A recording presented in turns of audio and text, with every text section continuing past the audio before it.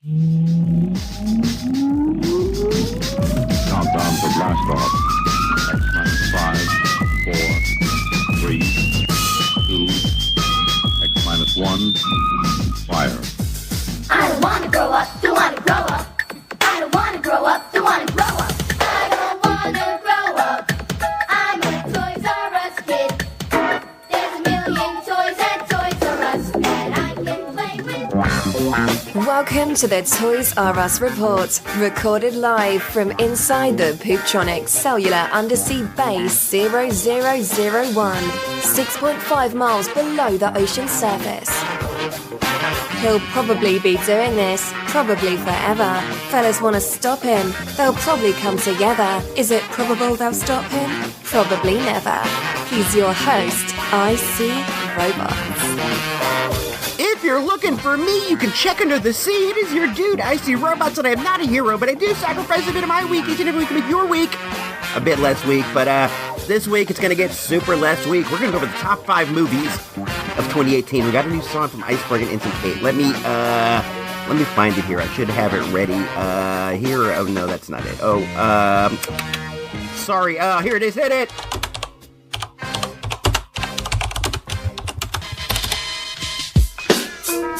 There are only bad options. It's about finding the best one. You don't have a better bad idea than this? This is the best bad idea we have, sir, by far.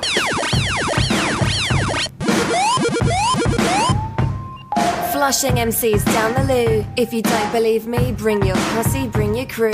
Feel free to hate, cause I ain't tryna be your mate. Be serious, you wouldn't last an hour in my shoe. It's an SC Jazz, and not the only one.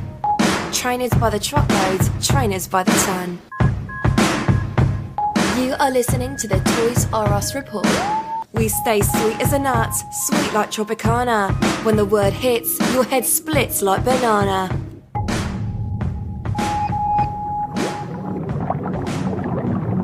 Hey, it's me, it's your dude, and we are back for the opening segment of the show. That, of course, was a takeoff on the Dizzy Rascal classic song, Fix Up, Look Sharp. Man, I love that jam back in the day. That doesn't even seem like back in the day, but it in fact was like many moons ago. Dizzy Rascal was he was a pretty grimy British MC. I dug that dude. He kept it real. I think he's in the joint right now, but I may not be having accurate information on that. I was hoping to have Iceberg with me here on this segment, but with the government shutdown, he decided not to come to work, and hopefully by the time you guys hear this, that shutdown is over. But with all that going on, Iceberg decided not to come in, and I told him, we don't even work for the government, dude. We work for Pooptronics.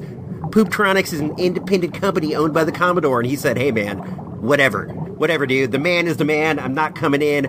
And I guess he didn't, but I was lucky enough to wrangle up Engineer Emily. She's waiting right over here on the area where we go and record stuff over by the chum sink. But let's without further ado, let's go over there. Emily, hey, it's nice to have you on the show. You don't come on as often as I would like, but what's going on with you lately? You know, nothing.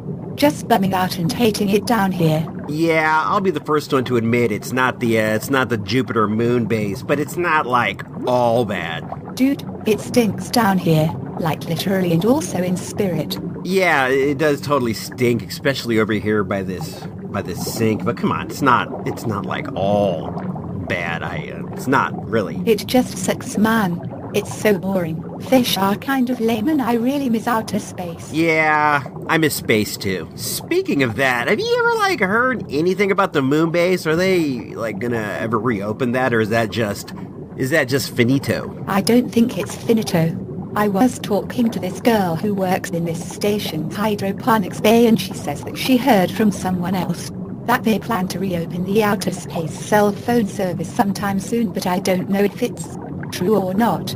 She's nice, the girl who told me, but I don't really know her that well to know if she is a credible source. Yeah, I know what you mean. Also, I think I know who you're talking about. You're talking about that girl with the green hair and the glasses who, she's always eating those big bowls of salad. in the cafeteria. She seems all right. I've talked to her once or twice. I don't know how credible of a source she is. I don't know her in that way, but I mean, the Commodore always seemed like he liked the cell phone division, so I don't see why he wouldn't open it. I'm honestly surprised you haven't heard anything about it so far. But besides that, dude, what else is going on with you lately? Anything fun? Well, I am learning to drive a submarine. That is pretty fun. A submarine? That's awesome. How did that come about? They heard I was a pilot, so they asked if I might want to do that. I said sure. That's awesome. Is it fun? Yeah, it's kind of fun. It has torpedoes and I might get to fire one at a rock next week. That sounds dope. Is it like those mini subs that me and Iceberg zip around in sometimes when we're like trying to get the barnacles off the outside of the station? No, it's way bigger. Oh yeah? How big? Like big. There are something like 10 fools on it. That's really great. That sounds like, that would be a cool thing to have on your resume. Not only are you like the best pilot in the galaxy, you're also like the best submarine captain under the sea. Speaking of submarine captains, I've been wanting to ask, how are things with between you and the big honcho here on the down in the Commodore Trench, Dr. Jane Walsh, who is sometimes not so nice. I'll tell you what, that lady has just about gotten on my last nerve. Last week I was in the cafe with Iceberg and she walked by and kicked the back of my chair as she passed. I just about gave her a piece of my mind but decided to spare her my wrath. You spared her your wrath? That was big of you. It was big of me. I was really mad. No, I wasn't kidding, dude. I know how you get when you're mad. I don't even know why would she kick your seat though. It may have been an accident, so it's great that you didn't jump up and rip out her esophagus. I've seen you do stuff like that before, man. You don't want to get in that kind of trouble down here. First of all, it was not an accident. She did it on purpose. Come on, how do you know she did it on purpose? It was probably just an accident. How do I know? Because Iceberg saw her kick it and he told me that she smiled when she did it. Iceberg's not really like the most credible source sometimes, and it's possible she was just smiling about something else, really, right? I mean, maybe.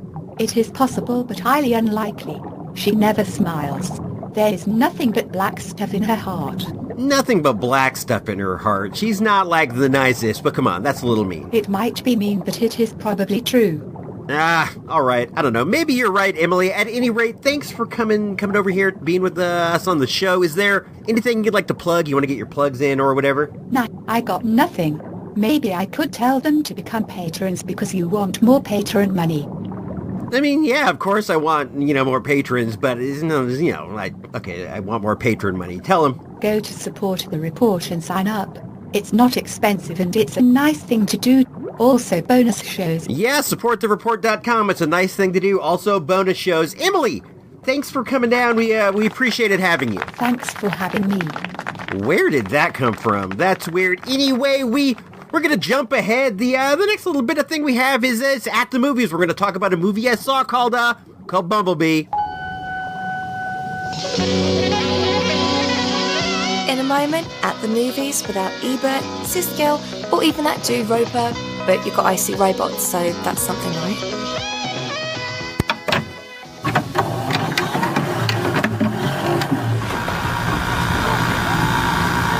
You're getting pretty good with that radio dial, B. You're trying to teach yourself how to talk, aren't you?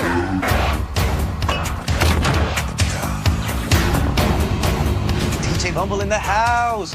You must protect Earth and its people. That car? He's with me. Bumblebee. Rated PG-13. As many of you know who have been listening to the show for a while, I really have mixed views on Transformers. On one hand, I don't like them very much, but then on the other hand, I do sort of have like a bit of retro nostalgia for them. I didn't have a ton of them as a kid myself.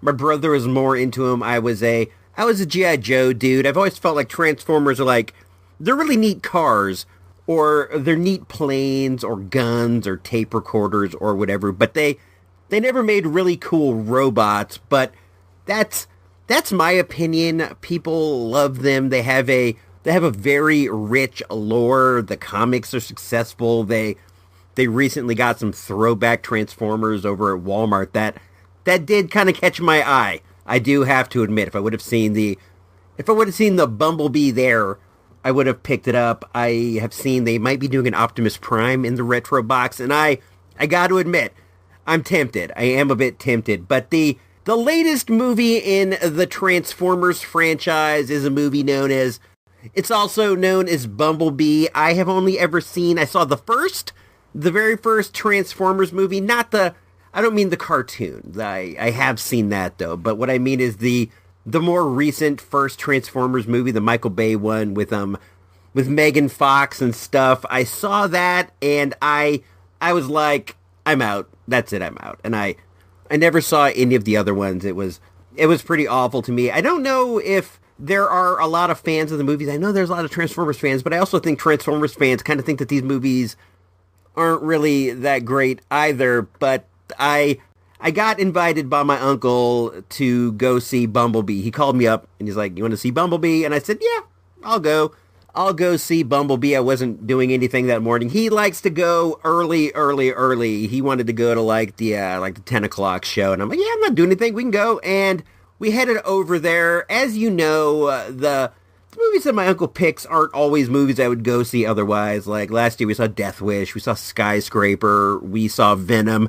It's stuff like that. He gave Aquaman 4.5 stars. Not Mike's. He gave it stars. He rated in stars. I rated Mike's. But he gave it 4.5, and I was like, what, out of 10? But he said, no, out of 5. So he wanted to go see Bumblebee, and I said, yeah, I'll go. But I do have to admit that I was pleasantly surprised. While it was not like the greatest movie I've ever seen in my life, it was definitely fun. It was lighthearted. It was silly. It was just kind of cool and kind of fun all around, and it featured a look at Cybertron that was just dynamite. They started off with some battle scenes. What really made it great was the Transformers looked exactly like how they looked in the toy version. Like they had Soundwave.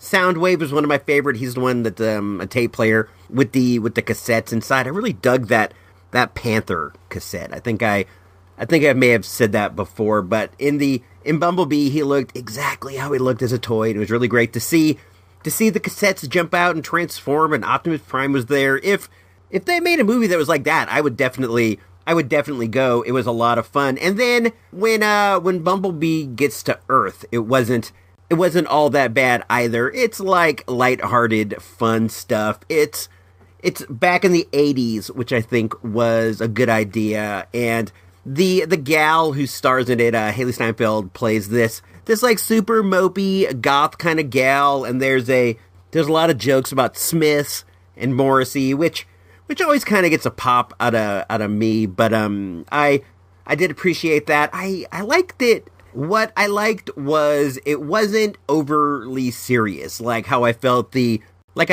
first one was. There was a bit of tension and stuff, but for the most part, it was just like real lighthearted fun. And I know I keep going back to that, but when you see a movie based off a toy franchise, it should for the most part be like lighthearted fun. Sure, you want some action and you want some stuff, but nobody wants like a super dark, super serious take on the stuff. I take that back. As soon as it came out of my mouth, I realized, you know what you're saying. There are definitely a lot of people who like seeing the things from their childhood turned into like these really, really dark versions. But I, myself, I'm not one of them. I want some serious, but I want to see the good guys win. I want it to be fun. And in that, this is what you get. Haley Steinfeld is good. John Cena is in it as the army guy that's after Bumblebee. He's good. There's this other fella who's a friend to Haley Steinfeld that's good. Overall, there wasn't really anything wrong with the movie. There wasn't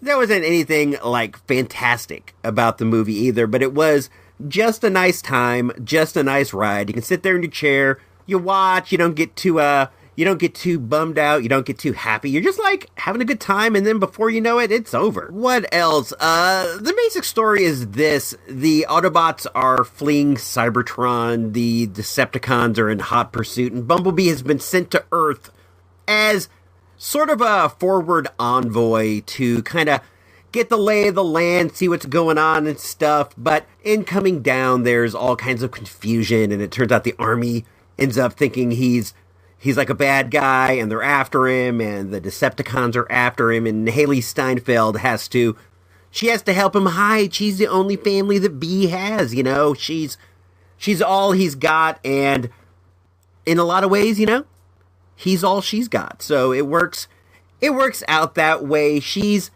a charming talent. I think Haley Steinfeld, she was great in True Grit. She was absolutely terrific in Edge of 17. That was one of my favorite movies of a couple years ago. It's on cable all the time, and I'll watch parts of it. There are a lot of really great parts, but that's kind of a sad one too. It turns out all great in the end, but there's a lot of sadness in Edge of 17, as there is in Teenage Life. Teenage Life is a lot of sadness, which is weird because nowadays we look back on it with such fondness that we go to the theaters and see movies like Transformers. Who would have thunk it? When we were in the theater, it was me, my uncle, one other pair of people, and then a mom with two kids behind us, like really small kids. And these little kids, like, they talked through like the entirety of the movie. I'm not even kidding in any way. They talked through the entire thing. They were like, every time something would happen, they would be like, "Mom, did you see Bumblebee fired a missile?" They go, "Mom, did you see John Cena got fired at by Bumblebee? He used a missile." And I was like annoyed, but at the same time, I'm like, you're here seeing a Transformers movie called Bumblebee. What are you gonna do? Turn around and go, excuse me, miss, could you keep your child in line? I'm trying to watch Bumblebee, if you don't mind. I mean, that would really be putting in some work, but I just kind of suffered through it. In the end, I figured, well, it's probably important for these kids to have a good time, you know, for the future of the Transformers. I don't know, but what do you guys do when you go see a movie, like a kid's movie, and there are kids in it talking? Do you just accept it because it's a kid's movie and you're the one that's out of place? Or do you go, you must maintain the decorum of the movie theater no matter what? Let me know. Hit me up on the tweets. It's at ICRobots on Twitter. Let's see what they got to say about this one over on Tomatoes. I already got it booted up. Save you guys the time of hearing the modem squeal. Right now with the critics, it's 79%. With the peeps, that means 7.9 out of 10 people who saw it liked it. It's a critical favorite right now. It stars, well, it was directed by Travis Knight, who you may know. You might know this guy. He is the dude who was behind the movie Kubo and the Two Strings. That was an animated flick from a couple years back. That was really good. It seems like it just came and it went. While it was pretty awesome when I saw it, the movie runs for 114 minutes. It plays short. It felt like it was over before I know it. It starred Haley Steinfeld, John Cena, Pamela Adlon, and a bunch of other people. I guess I didn't really get a lot of crucial information there out to you on the Tomatoes. I apologize for that, but on the good old-fashioned Source Magazine mic meter, with 1 being a dud and 5 being an all-time classic, I'm going to go out there on a limb and give Bumblebee a solid 3 mics. 3 mics.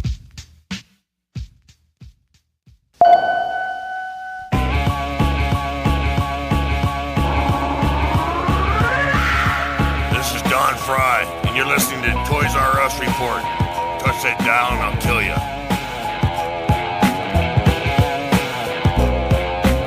Program, Scarecrow and Mrs. King will not be seen tonight, but will return next week at this time.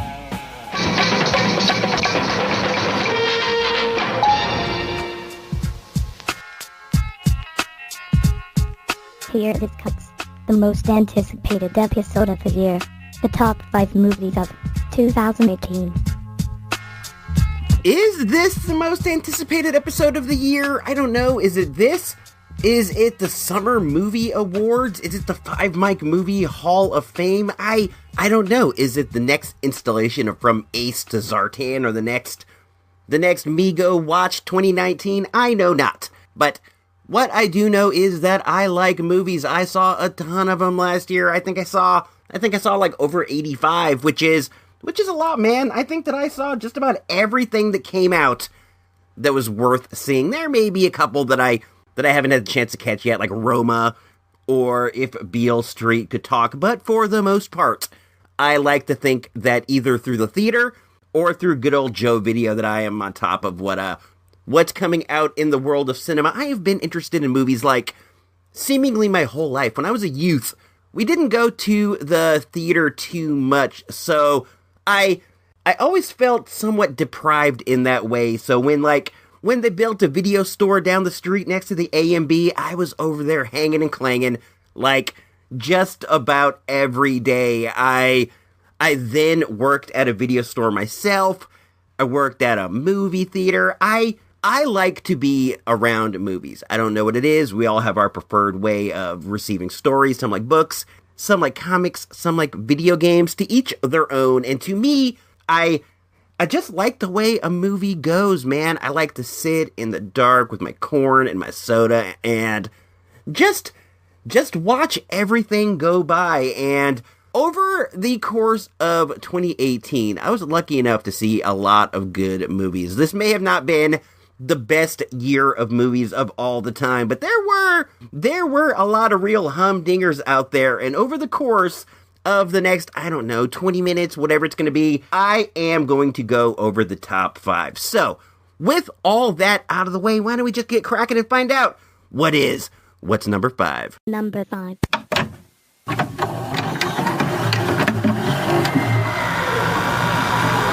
Ladies and gentlemen, how about another round of applause? You get a little bit out of time, and that's all it takes to put you down on the ground. Here's Brady Jeffrey. No more riding, no more rodeos. Some guys, they get scared to get on again, and then they end up becoming farmers. Ain't that right, Brady? You don't let no pain put you down. I had to sell Gus, Brady. You can't sell Gus. It's not like you can ride anymore. The Rider 2018. My number 5 movie of 2018 is a movie known as The Rider. We saw The Rider over at Summerfield. That's the Arty Farty Theater. Let's just read this quick synopsis of what the movie is about. Based on a true story, The Rider stars breakout Brady Jandreau as a once rising star of the rodeo circuit, warned that his competition days are over after a tragic riding accident. Back home, Brady finds himself wondering what he has to live for. We can no longer do what gives him a sense of purpose. This is a tale of real life, real tough cowboys. It's in the heartland of America, up near Canada, where things are wild, where men are men, and finding your purpose as a man is a very important thing. And when Brady falls off his horse, he finds that a head wound leaves him unable to continue his life as a rodeo rider. And with that goes his sense of purpose. With that goes everything he knows. The movie has a gimmick wherein which it uses untrained actor. The breakout star Brady Jandreau is a rodeo rider known as Brady Jandreau, who is going through the same things that the character Brady Jandreau is going through in the movie. It added this amazing authenticity to the film that I've never seen in any other movie before. It's like you're watching real life unfold right in front of you. It's a sad tale, man. It left me crying like a little girl, which I consider to be like a real highlight of a movie. If you go see something and it makes you cry, it makes you laugh, it makes you feel something, that means it was effective. And this movie it's incredibly effective. It was directed by Chloe Zhao. This is her second film. I cannot off the top of my head remember the name of the first, but The Rider it's an honest to gosh masterpiece. I've never seen anything like it. I don't think that I ever will again. And it was also so sad that I don't think that I ever want to see it again. I definitely enjoyed it. I thought the experience was amazing. I have never left a movie feeling like that, but it's really sad. It's sad to see somebody lose the ability to do what they feel gives them purpose, like riding those bulls does to Brady. I recommend that everybody go out there and see this. Go to your video store, find this on demand. It's a terrific movie. It's an amazing experience. I cannot recommend that highly enough. Let's let's move forward and find out what's the number 4 movie on the list. Number 4.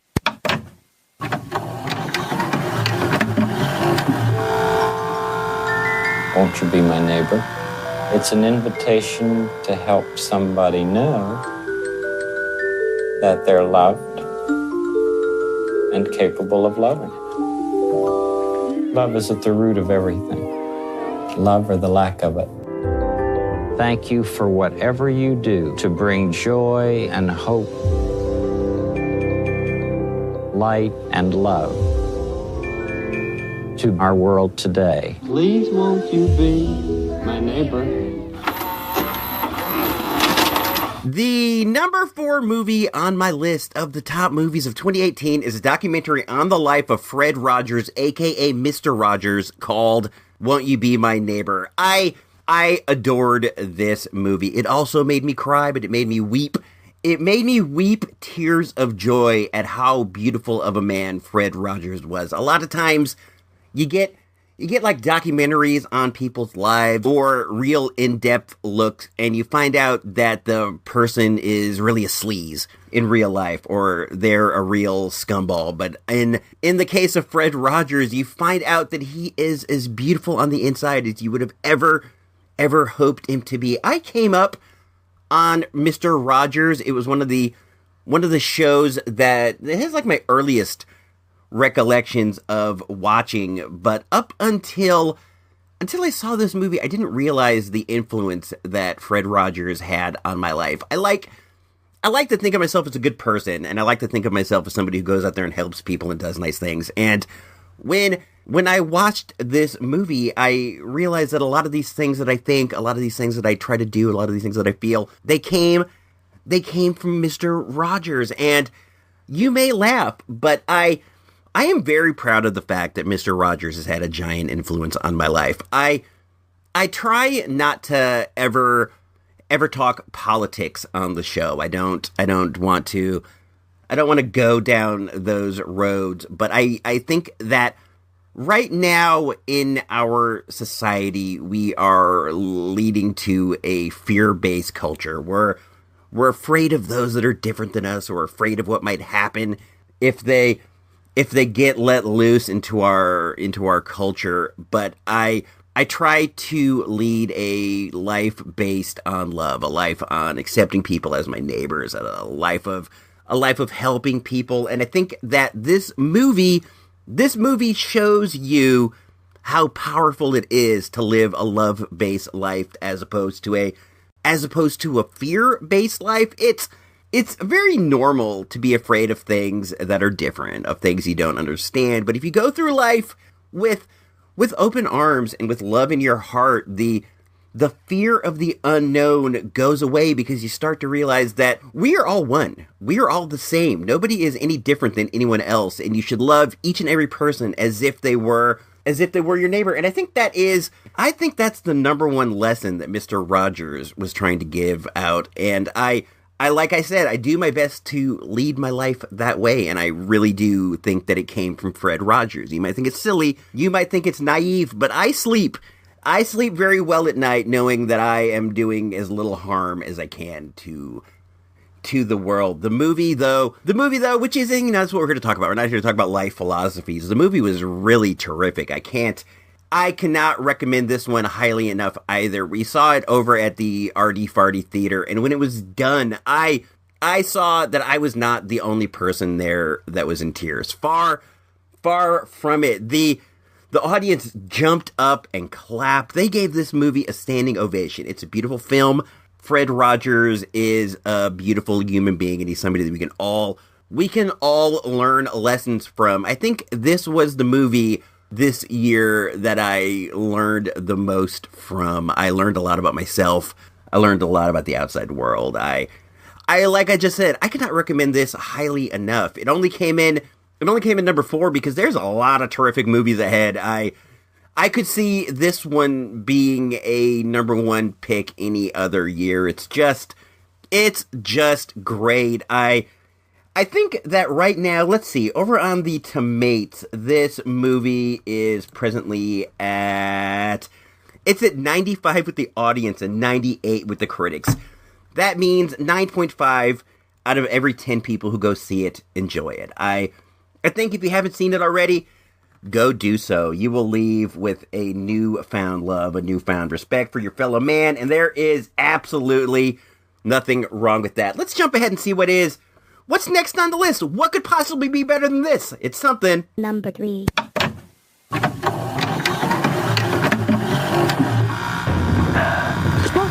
We get the idea. You're looking for your lost dog Spots. Does anybody know him? No. Wherever he is, we'll find him. We're a pack of alpha dogs. You're Rex. I'm an indoor dog. You're King. Spots. He's nowhere around here. You're Duke. Or somebody spoke his language. You're Boss. I think the little pilot's got a screw loose. I'm Chief. Nobody's giving up around here ever. Wow. Isle of Dogs. Rated PG-13. The next movie on my list is the latest from Wes Anderson. It's a movie known as Isle of Dogs, or I Love Dogs, if you want to say it that way. And I do love dogs, so I was a bit biased about this. This is a stop-motion animated tale of a world in which dogs are sent off to a place called Trash Island for fear of something known as snout fever. I love this movie. I gave it 4.5 mics when it came out, and when I was in the theater, this was maybe the closest I have ever gone to giving something 5 mics. I was watching it, and I was just absolutely loving it. The movie stars Bryan Cranston as like the head dog, but there are other cool actors in this, such as Liv Schreiber, Ed Norton, Scarlett Johansson, Bill Murray, and I don't know if you would see it this way, but it stars Koya Rankin as Atari, the young pilot. He heads off to Trash Island to try to save his beloved dog. I love dogs with like all of my heart. I have 2 dogs myself. One is named Ursa, that is my dog, and the old wife has her own, which is known as Dr. Jones. And I spend so much time with these animals, and I felt like watching this movie that Wes Anderson really got into the head of what it's like to be a dog and what it would be like to communicate as a dog or to communicate with a dog. This movie was just terrific. If you have not seen it already, you need to do so. Especially if you like dogs. I don't know what else I can say, man. If you like Wes Anderson, see this. If you don't like Wes Anderson, see this, because it's just awesome. As you all know, I am a just gigantic Wes Anderson fan. He is not maybe, well, I don't know where I was going with that, but he is maybe my favorite director of all the directors. It's either him or maybe Martin Scorsese or maybe P.T. Anderson. P.T. Anderson, I'm not going to say he's fallen off a cliff because his movies are doing very well, but they don't harken back to the days of like Boogie Nights and things like that. But that is a conversation for another time. This movie is presently playing on HBO. So if you have HBO because you like to watch Game of Thrones, you can get this on demand and watch it right now. And I gotta say, man, it's fantastic. The details they're just like, they're off the charts. When I got the chance to watch it at home, I found myself pausing and looking because there are so many so many neat things in the background. Every set is fantastic. The movie uses like some stop motion and some animation. It's like a multimedia thing. I cannot say enough good about this. Let's see. Right now on the tomatoes, this movie is presently at 89 with the critics and 88 with the people. So it seems like it's about the same. 8.8 out of every 10 who go see it like it. I honestly don't know what there is not to like about this movie. If you don't like this, you may have a cold heart. You must be the kind of person who enjoys spending time with cats. Not that there's anything wrong with that, but as a dog person, I do kind of look down the end of my nose at cats, despite that I have a few of them running around my house. So, Isle of Dogs, love it. Go see it right now. Let's see, man. There are actually 2 movies that came out last year that I thought were better than this. So I don't know. Let's jump ahead and find out what number 2 is. Number 2. What's it for? I find giants. I hunt giants. I kill giants. A giant comes to a place and takes everything from you. This isn't real. You're not listening to me! This giant is coming! You have to ask yourself, do I want to live my life as a coward or a warrior?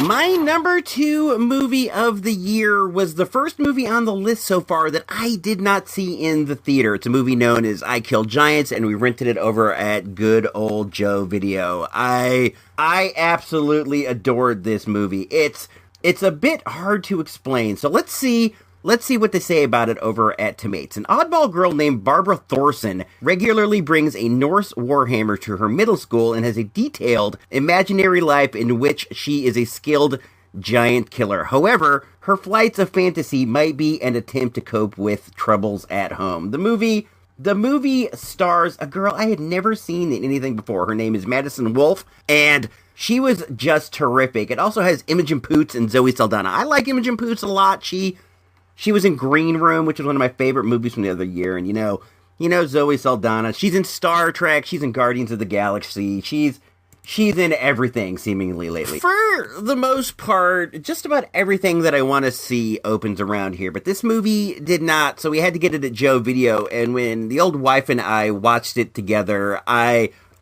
was crying like a baby at the end when the well, I don't want to reveal anything, but the ending of the movie is so sad, and it's so heartfelt, and it's just absolutely beautiful. I cannot recommend this to you highly enough. It's just an amazing movie. The performances are just fantastic. The design of the film is great. The costumes, the giants, everything. I adored this movie. I've actually gone on YouTube and watched the ending a few different times, and each time I start to cry. I gotta admit it, though. I'm an emotional guy.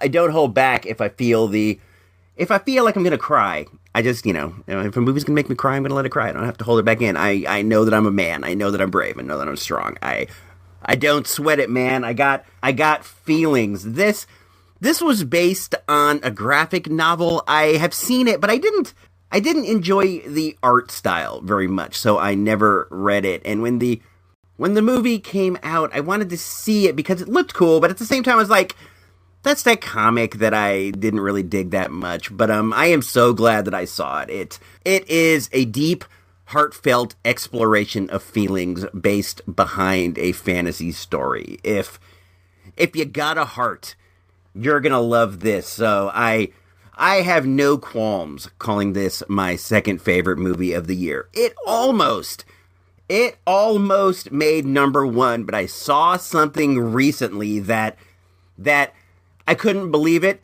but it surpassed it. What is that movie? Let's find out. Here it is. I See Robots number 1 movie of 2018.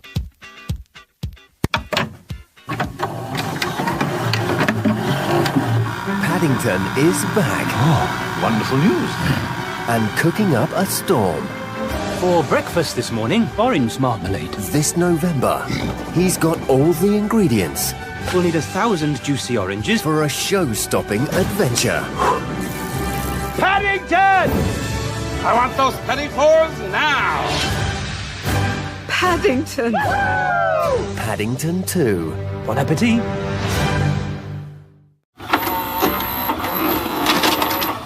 Believe it or not, my number 1 movie of 2018 is Paddington 2. This was an absolutely delightful film. It's presently sitting at 100% at Tomatoes, and it's deserved. It is a flawless film. It's family fare, it's light, but it's also sweet. It's beautiful. I adored it. In this one, Paddington is framed for a crime and he gets sent to the clink, and it's just great, man. I didn't even see Paddington 1.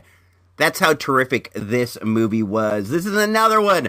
I cannot say enough good things about it. We watched it at home on DVD, and me, the wife, and 2.0 all turned to each other when it was over and said, that was perfect. That was a flawless movie. I don't know if I've ever seen a movie that good. That was an absolutely perfect film. If you have not seen it, if you don't know if you want to, if you're not sure, please just go do so. I think this is also playing on HBO right now, and it's just like, it's a delight. It is so great. It stars Hugh Grant as he's the big baddie in it. I don't know who voices Paddington in it, but homie has an absolutely sweet little voice. Let's see what they say about this one over on the Tomato right now. Paddington 2 finds Paddington happily settled with the Brown family in Windsor Garden, where he's become a popular member of the community, spreading joy and marmalade wherever he goes.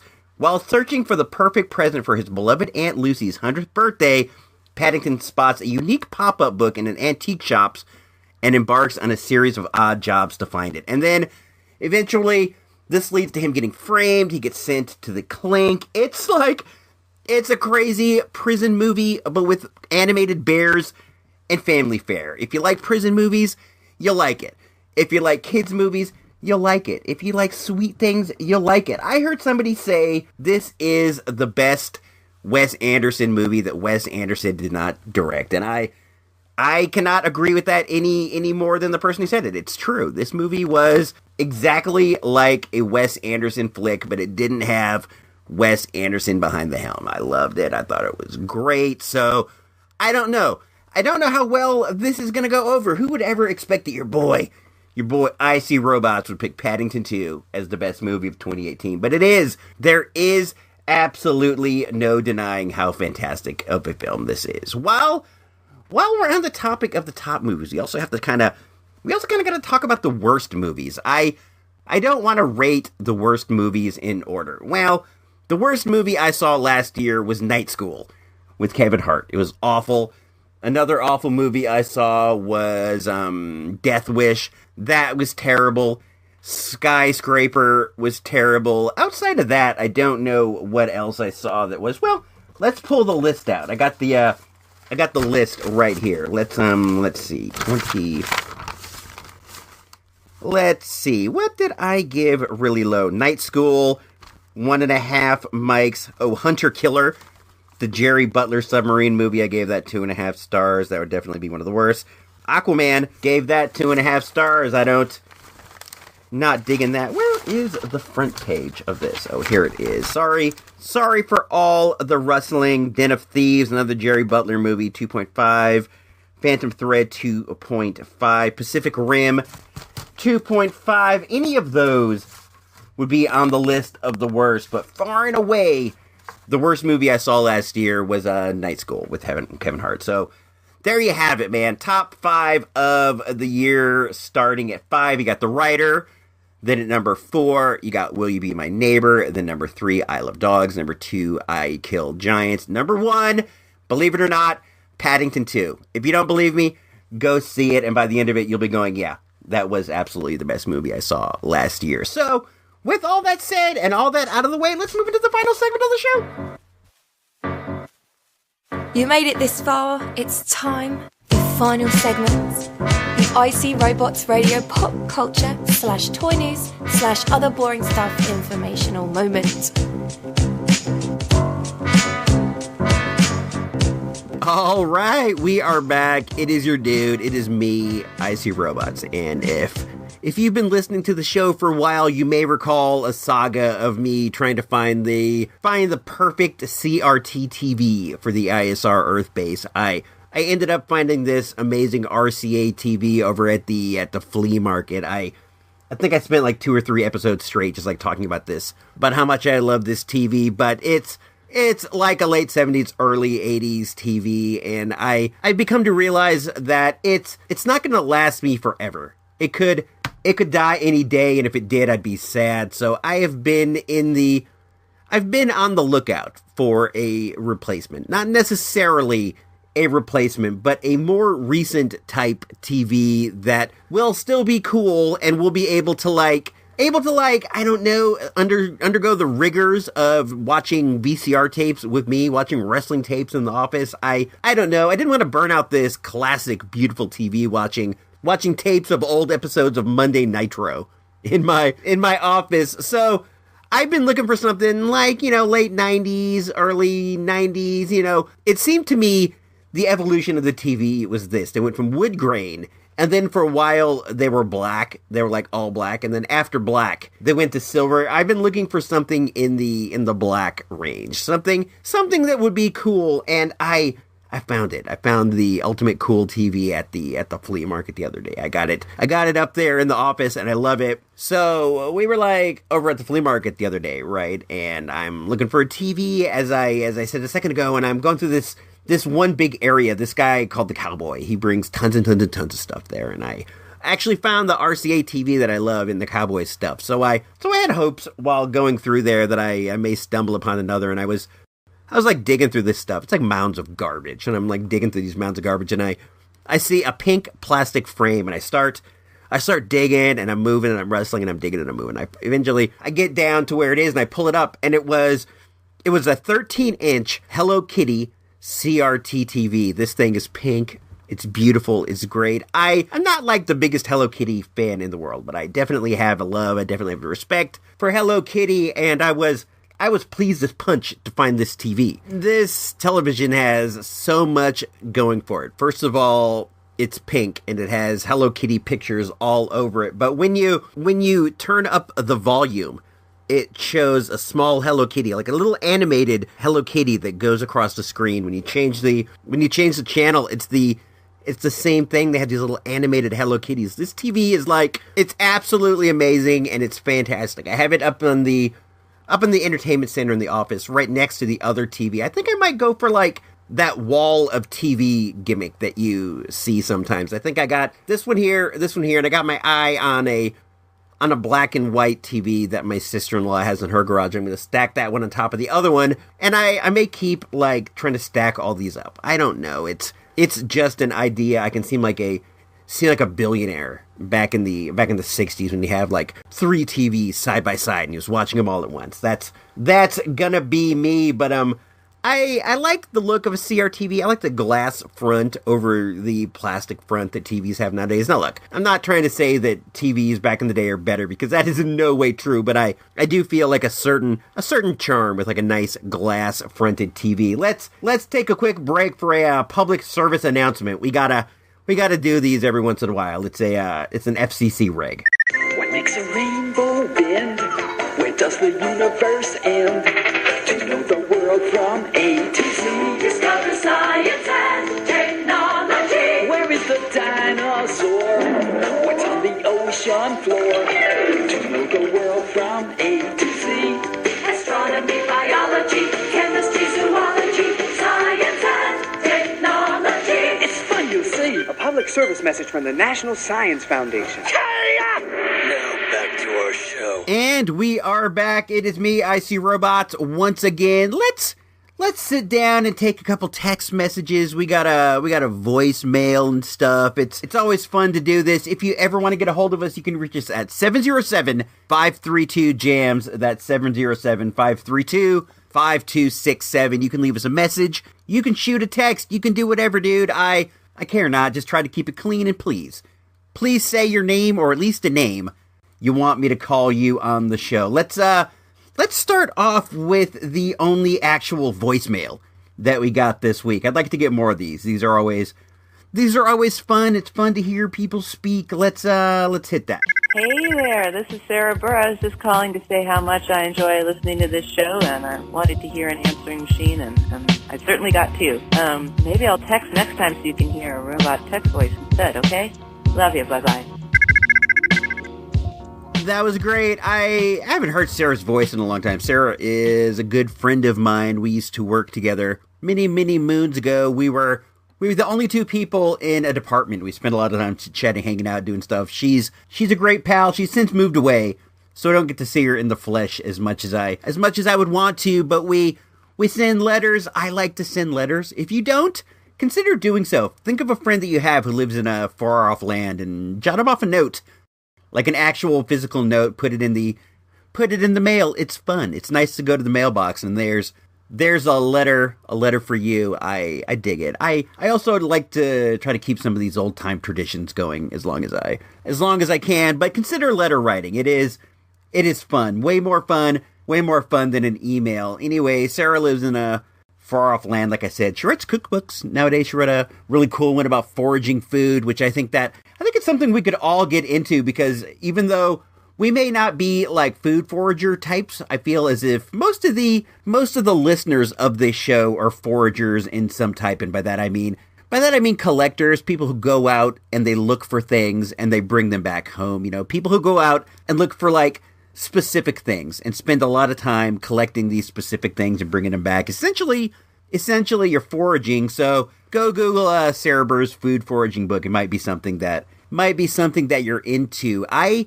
bought it. I read it. You know, she's my friend. I bought it. I read it. But then when I'm looking through it, I'm like, this is actually super interesting. Not that I didn't think that it was, but it would be rather. But it was in fact super great. But consider checking that out. I don't know. Yoki dokie, artichokey. Let's see what else we got. We got another voicemail here. This one comes from real good pal of the show, Lamar the Revenger. It says, well, hello there, Lamar the Revenger, with this to say, Batman 89 is the second best comic book movie of all time, while Superman is the best. Also, Batman Mask of the Phantasm is the best animated comic movie, but Spider-Man Into the Spider-Verse is definitely a close second, maybe even a tie. Let me give you some background information on this. Our good pal Engineer Nerd on the tweets at Engineer Nerd, he has the feeling that Batman 89 is the best of all the superhero movies, best of all the Batman movies, maybe the best movie he's ever seen. I am not sure. I don't think he's ever said that. But at any rate, he put out the call to people to call to me and say that it's the best of all the time, because I don't think that it is. I think Mask of the Phantasm is the best Batman movie. But I appreciate you texting in, Lamar. I do have to disagree with you that Superman is the best of all the superhero movies, because Superman 2 is a better movie. But Superman is a magnificent movie. There is nothing wrong with Superman. That movie's awesome. Christopher Reeves may be the best on-screen superhero that there's ever been. I don't know how much of this you can dispute. As for Spider-Verse, yeah, man, that movie it's out of sight. I was pleasantly surprised. I thought that it would be good for sure, but then when I went to see it, it was actually great. I thought I loved it. It's on par with Mask of the Phantasm. I'd have to go give Phantasm another look. I haven't seen it in many a years. I'd have to give it a look. Spider-Verse, it's fresh in my mind, but I don't know, man.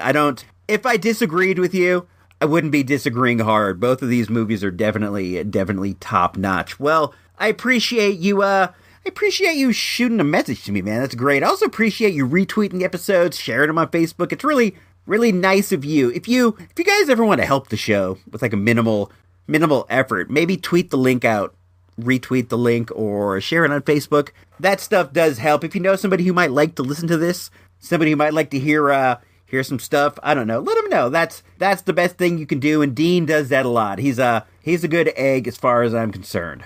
And then we got a couple more related tweets here. No, these aren't tweets.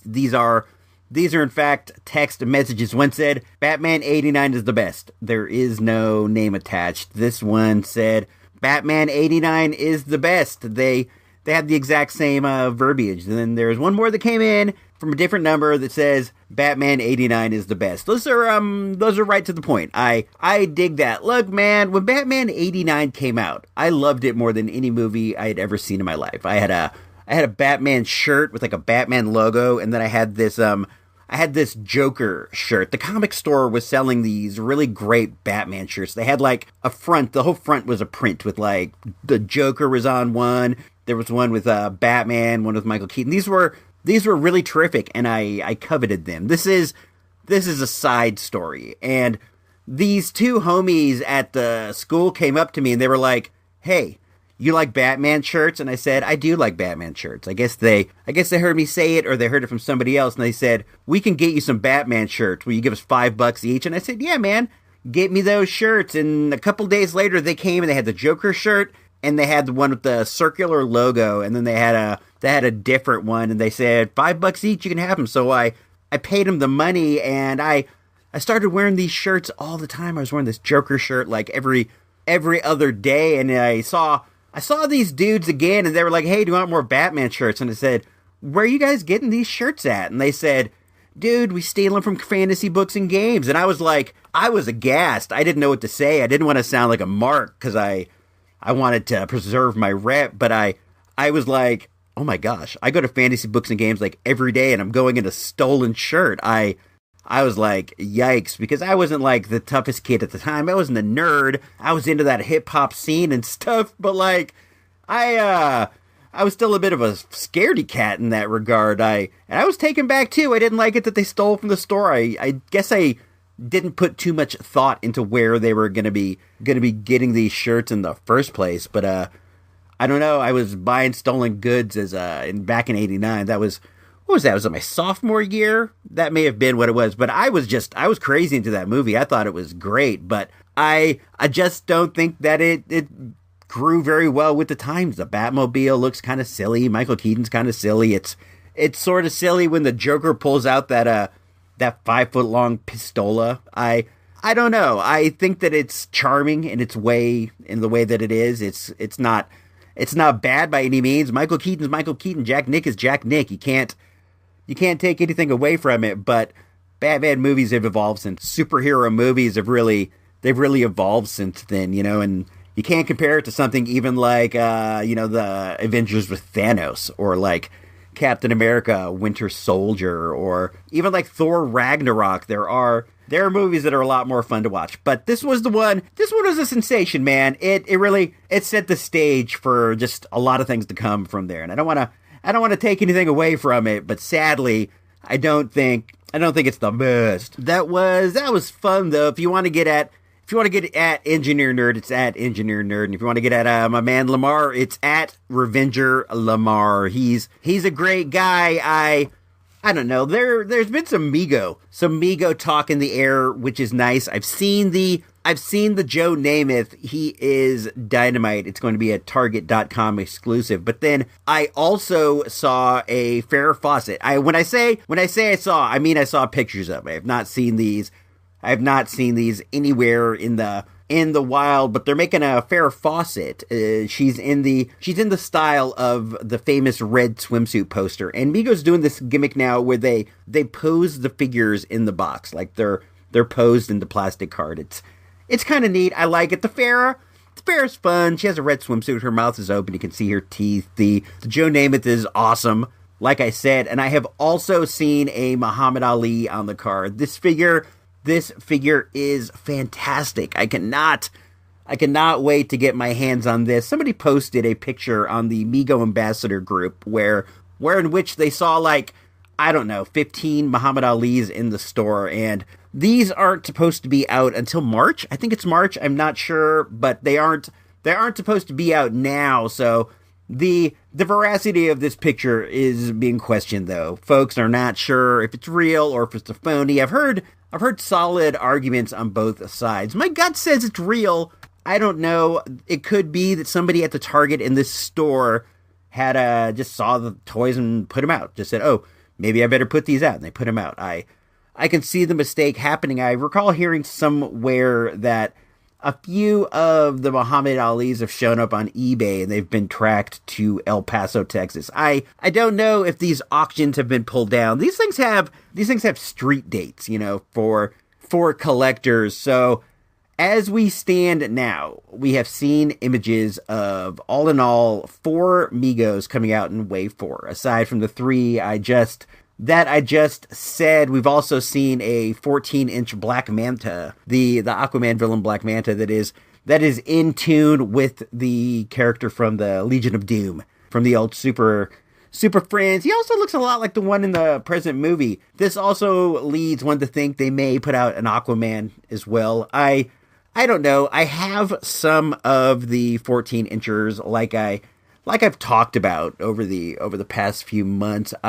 I started putting some thought into it. The one that I got for Christmas that really struck me as fantastic was the Yvonne Craig from Figures Toy Company, FTC. And I've been poking around the FTC website, and you can get really nice remakes of a lot of the classic Megos from the past, like Batman, Captain America and stuff, for only like $24.99. That's only like $5 above the price of a 14-incher. So I may be kind of throwing some of my Mego money toward these figure toy companies ones, just to get me like the classic ones I've always wanted. I've always wanted a Captain America. I've always wanted a Batman. I want the classic Spider-Man. I want the Lizard. I love how the Lizard is like a lizard dude in a lab coat. I think that's terrific. I used to read Twisted Mego Theater in Toy Fair, and I would see these guys doing all their wacky adventures before.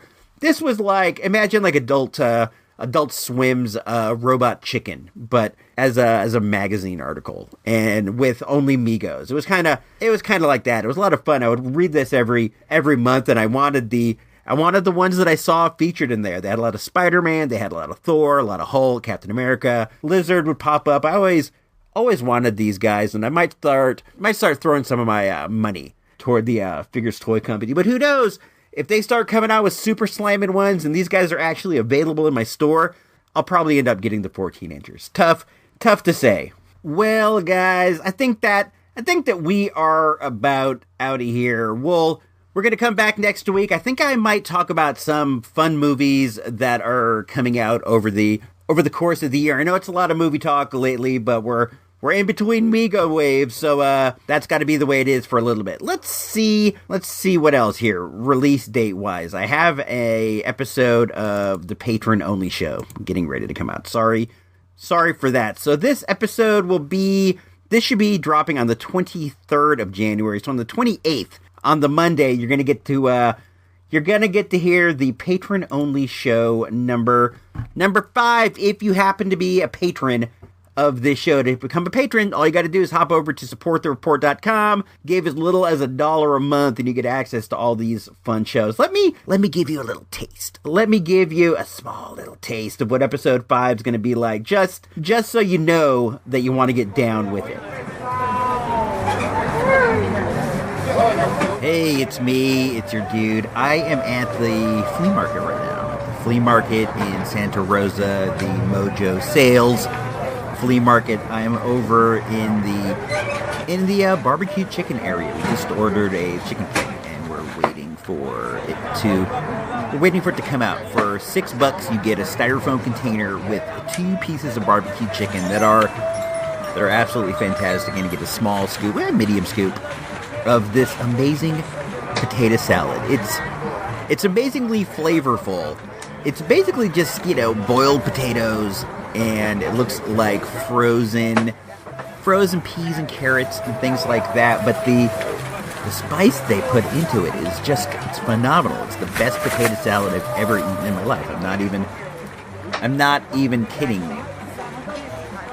This is me, and I'm back down here. I guess that's basically it, man. You get to hear me out and about doing different things. Right there, I was at the flea market eating potato salad. It's a pretty fun show. There's a lot of neat things. I'd have to say that right now as we speak, I think I'm having more fun putting that one together than I am this one. It's a new toy. You know how those things go. But hop on over to supportthereport.com. Give as little as $1 a month. I'd appreciate it if you gave more. But if you can only afford $1, I dig it, man. Only give $1, and you get access to all these patron shows. You got to download the Patreon app. It's the easiest thing. You can play them on your phone, or you can go to Patreon and just download the file. The files are available for you to download. You can download them and keep them. You don't lose access if you stop becoming a patron. It's all on the up and up. I guarantee you'll have a good time. So consider doing that. Supportthereport.com. We'll be back next week. It's going to be great. Everyone's going to have a good time. It's going to be fun. So until then, if you don't know, now you know.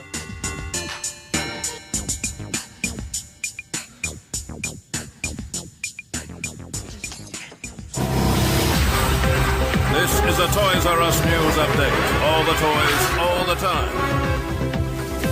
Hey, this is me, Icy Robots, with a Toys R Us report breaking news bulletin. I had already put this entire episode to bed when I got a I got a message from my dude, Engineer Nerd, on the tweets at Engineer Nerd, telling me Mego has announced a whole bunch of new releases for Wave 4. Let's go over these real quick. There's some awesome stuff. There's a new Romulan commander. They're going to put out Lieutenant Uhura. They're putting out Captain Kirk in a dress uniform. Now, that would have been fine. That would have been good news. Nobody would have complained about that. But they announced some new horror figures coming up. They're going to release Freddy Krueger complete with his sweater and his grody head.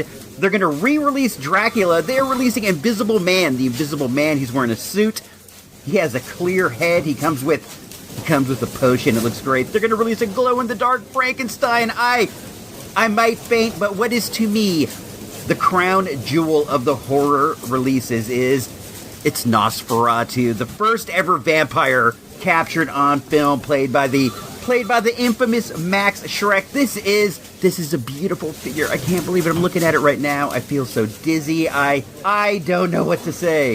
If this were all, it would be enough. It would be more than enough. I would be like, dudes, we are living in it's a time of riches. But no, it was not enough. There was more. There were 3 more figures. The first one is Jimi Hendrix. It's a re-release of Jimi Hendrix, but this time he has an alternate costume. He has a hat. He looks awesome. And then dig this. They're coming out with Elvis. It's Elvis in a white sparkly jumpsuit. It's beautiful. The face looks a bit like Kurt Russell to me, but it's still a great figure. But then on top of that, there is one that I never thought I would see, and it's amazing, and I'm so happy. This is the founder of the martial arts style of Jeet Kune Do himself, a man that goes by the name of Bruce Lee. Yes, Bruce Lee is coming to Migos. It's going to be in a store near you. He has black pants and ripped abs. It is awesome. I don't know what to say. I am just so happy. This is a time of riches, people. Let's get up out of here. I just wanted to share this news with you. Toys R Us Report news break out.